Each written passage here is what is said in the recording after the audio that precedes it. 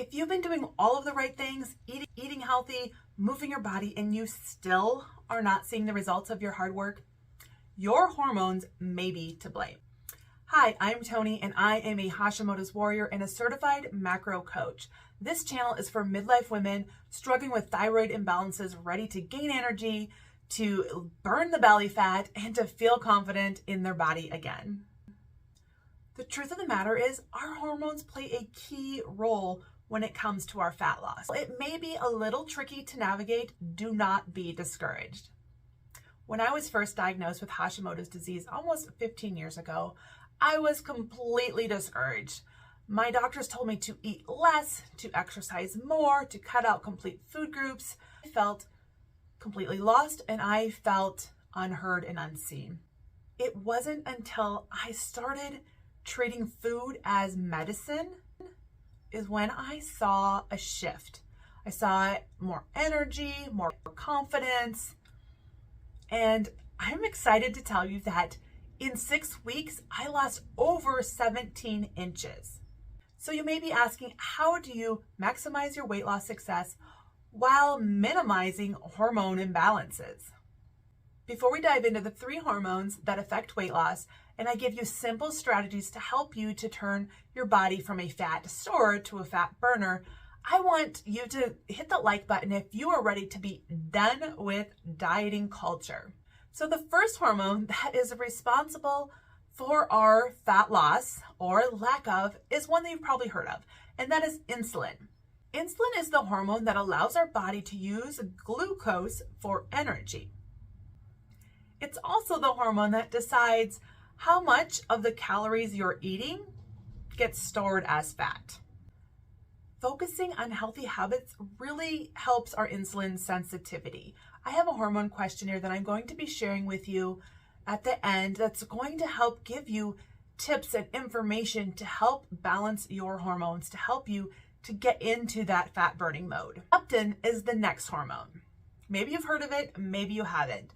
It regulates our appetite and our hunger. If your leptin is out of whack, you're going to always be hungry and your cravings are going to feel uncontrollable. So the last hormone is estrogen. And as we age, as we enter perimenopause, menopause, our estrogen levels are dropping.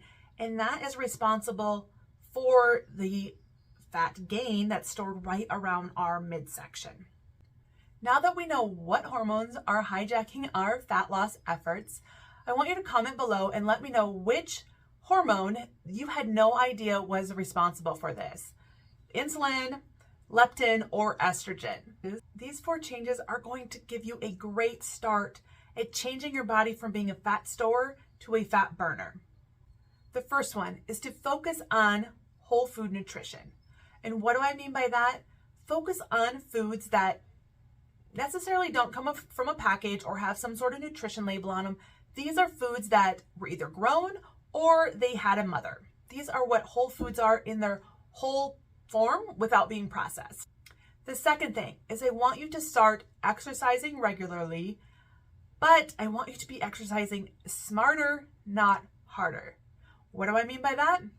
That we so easily can think that, we need to be doing more to see the results, which can actually backfire on us, because if we're doing too much, too fast, the wrong workouts, the wrong combination, and not pairing them with the right food, we are going to be triggering another hormone that is responsible for stored fat, and that is cortisol. We do not want to be, really stressing our body out with our workouts. Start with something light and easy, a walk.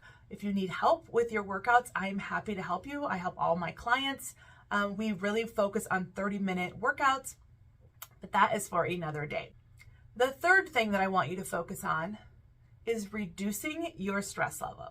I know, before you shake your head, I know that it's not always easily done, because as a homeschooling mom of 5 kids, there's always chaos around here, right? But I want you to do the things that you can do. Maybe if you can get out in the fresh air for 15 minutes, do some deep breathing, some things that are going to help you to just kind of de-stress. I know we can't take away all the stress, but there are some things that we don't really need to be worried about because we are not directly under attack, but we think we are, right? So Number 3 is reducing the amount of stress. And number 4, this is the one that so often gets overlooked. It's sleep. We really need to be prioritizing both the quantity and the quality of our sleep.